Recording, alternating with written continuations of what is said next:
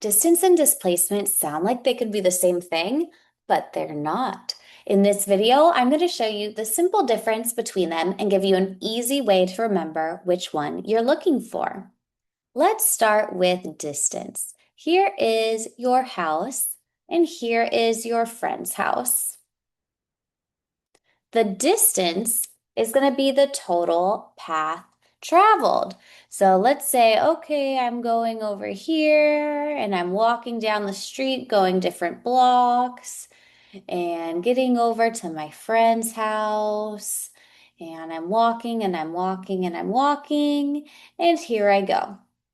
So to find the distance, we need to add up this entire path that I traveled to find out how far I went.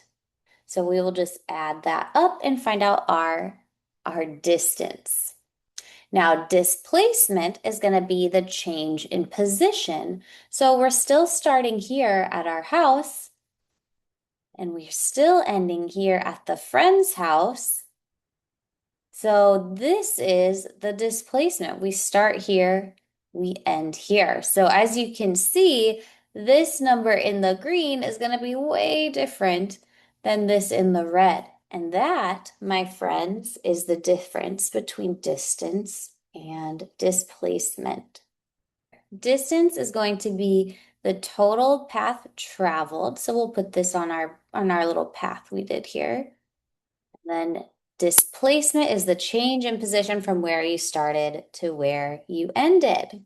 Next time you're on a problem and you're trying to figure out if it's distance or displacement, just ask yourself, am I looking at the entire path, or am I looking at where I started and where I ended up and the comparison between those 2 points?